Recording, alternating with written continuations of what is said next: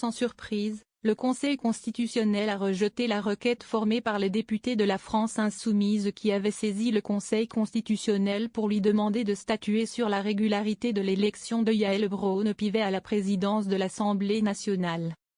Pour Mathilde Panot, à l'origine de la requête, il s'agissait de contester la possibilité pour les ministres démissionnaires élus députés de voter lors de l'élection du président de l'Assemblée nationale.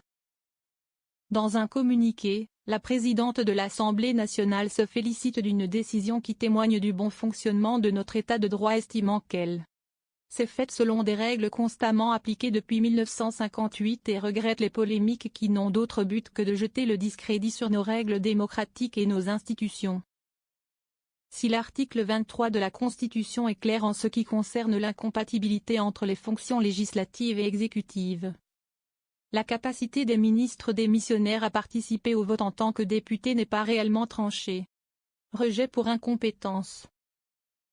Dans la continuité d'une décision rendue en 1986, le Conseil constitutionnel a estimé qu'il n'était pas compétent pour contrôler les élections internes aux assemblées parlementaires. On a un problème de compétence. Concrètement, aucune juridiction n'est en mesure de contrôler l'élection du président ou de la présidente de l'Assemblée nationale, il n'y a pas de juge pour cela. Il n'est pas compétent pour statuer sur les élections internes du Parlement, affirme Bruno Daugeron, professeur de droit constitutionnel à l'Université Paris-Cité.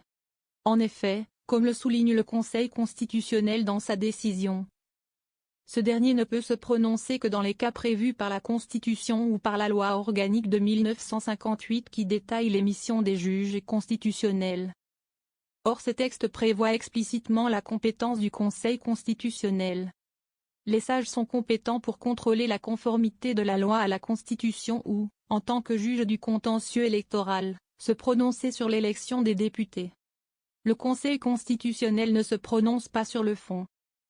Par conséquent, le Conseil constitutionnel ne s'est pas prononcé sur le fond et n'a donc pas tranché la question de l'interprétation de l'article 23 de la Constitution sur le statut des ministres démissionnaires.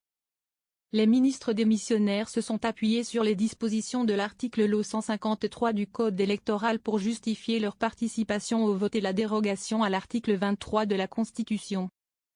Le droit s'interprète, donc tout dépend de la lecture que l'on fait de l'article L.O.153 du Code électoral. Dans ce cas, la difficulté réside bien dans l'absence de juge en mesure d'interpréter la règle, souligne Bruno Daugeron.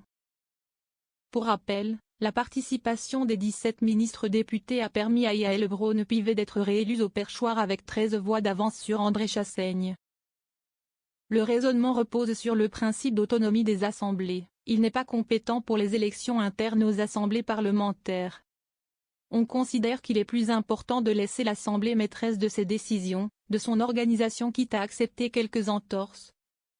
Explique Bruno Daugeron détaillant le raisonnement du Conseil constitutionnel peu enclin à s'immiscer dans la gestion des assemblées.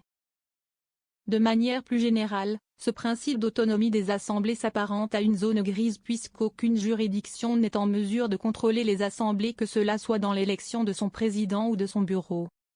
Il y a un angle mort sur le contrôle de l'Assemblée nationale, qui vaut également pour les sanctions, pointe Bruno Daugeron.